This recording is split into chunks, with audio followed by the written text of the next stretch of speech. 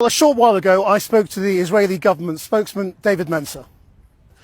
David Mensah, the IDF has admitted shots were fired this morning. Why is Israel firing at people who you have told it is safe to go and collect aid when they are desperate for food?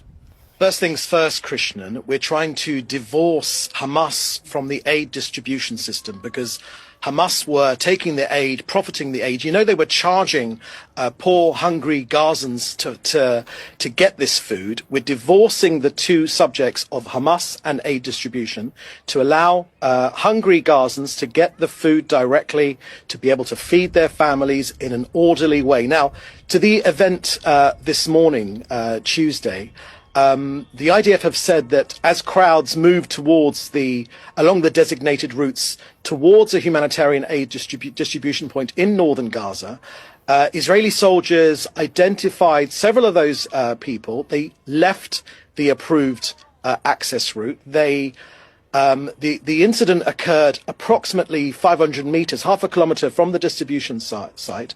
And after issuing warnings, audio, verbal warnings, warning shots were fired in the air, and unfortunately some of these suspects continued advancing towards our troops in a threatening manner, and so further fire was directed near. No, where there are people desperate for food, we want them to get the food. That's the whole point. That's the whole point. We're trying to get the food to the individuals. Hamas, were they armed?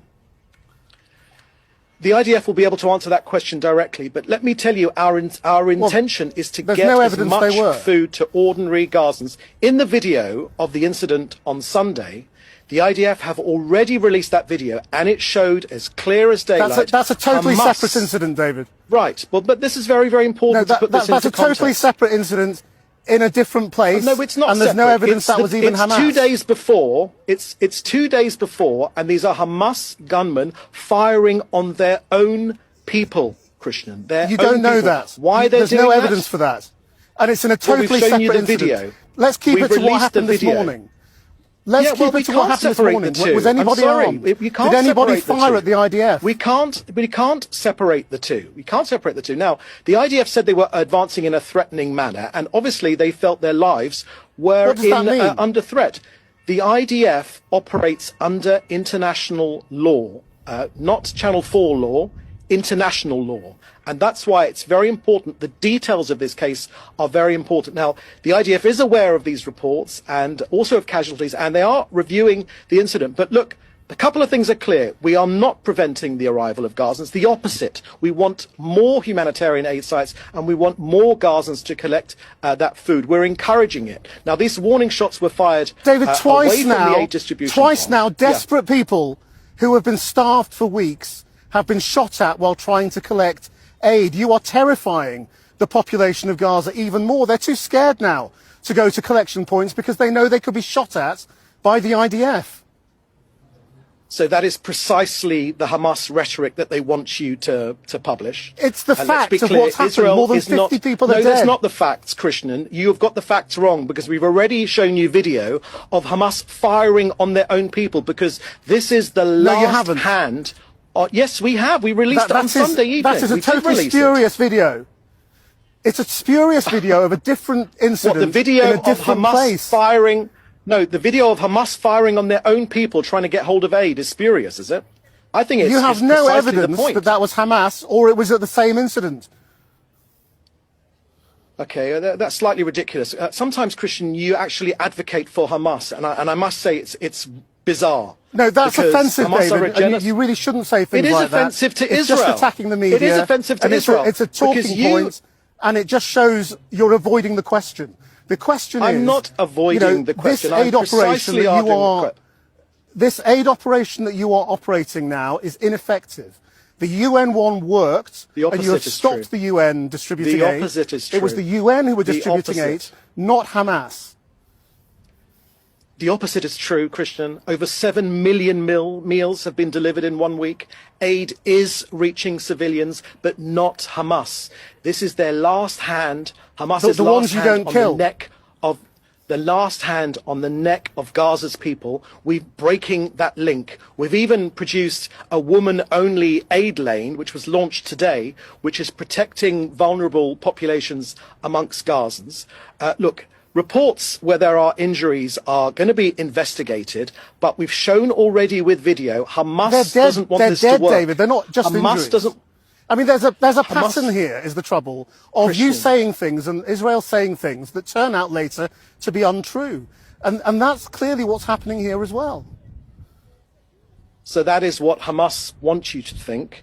We have developed a new system to separate. No, it's not the fact. The facts are that 7 million meals have been given to hungry Gazans. That's the facts. Over 7 million meals delivered in 1 week. That never happened under the former system because Hamas stole the aid. Then they extorted their own people. They charged them money. No Gazan should be charged money for aid which they deserve, which is due to them because they are hungry. Hamas was using those funds to sustain this war. Most We're breaking that was link. Given out We're by the breaking that United link. Nations, and people were not being charged for it. Now the United Nations Secretary General, who is a man who's respected all over the world, he's not respected. has called for an independent respected. investigation. No, I'm sorry. Will the you UN is allow not an respected. independent investigation? It No, is the UN around is most not of the respected. world, maybe not in Israel. So are you rejecting single an independent Gazan investigation? terrorist, every single Hamas terrorist which attacked us on October the 7th was a graduate of a United Nations education. Now, you cannot tell me that the UN is a respected organization. They have unfortunately perpetuated this conflict. They should be humanitarian. Well, you may not respect the UN, but are you we have begged rejecting them. We have begged them to be This is not just the UN humanitarian. calling for this. But they wish to sustain Hamas's leadership. They wish to sustain Hamas's leadership, and we are not. Listen, when the British Army is accused of doing misdemeanors, there is no independent investigation. There is an internal investigation. Two wrongs don't make a right. All democracies do. No, because it's double standards, Krishnan. That's what you're guilty of. Different rules apply to Israel. Is it because we're Jewish? Christian, is that why you think there are special rules which apply to this country, the only Jewish country in the entire world? No, I'm saying there are calls this country all around is the being world demonized. for independent investigation. This country is being because you won't allow the press in, you won't allow international organisations in, precisely, and you are that's judging not true. yourselves. International That's why they have no credibility.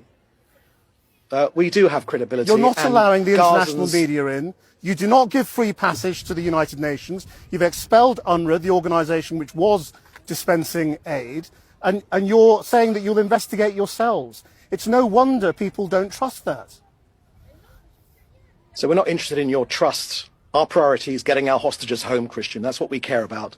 We're not sending journalists in. We want to get our hostages out. That's what we care about. Now, real journalists enter Gaza with the IDF. Hamas journalists never leave. And many of these so-called journalists who have been killed in Gaza. An escort around Gaza.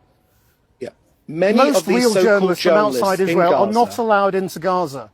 Let us in. Right, so we want to get our hostages. We want to get our hostages out, and rather than you in, Christian. That's our priority. Maybe your priority You don't want us to see what you're doing. That's the truth.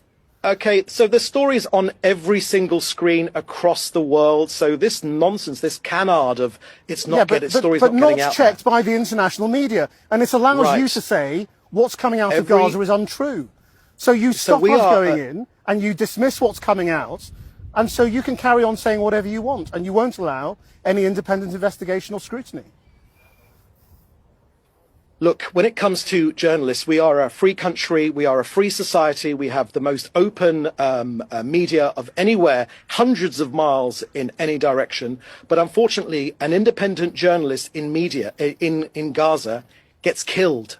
Because if you put out anything hostile to Hamas, you get killed in Gaza. That's the reality of the situation. It's the Israelis who have a record of killing journalists, whether it's Shireen Abu Akleh or James Miller or others. That's an appalling, many so-called journalists in Gaza are actually, unfortunately, these are facts that many of these so-called journalists are just Hamas operatives with press vests. Just check their social media. It's full of praise for Hamas for the simple reason that if you're a journalist in Gaza and you put out anything hostile to Hamas, you get murdered. Our priority is getting our hostages out, not your journalists in. David Mensah, thank you very much for your time. Good to be with you.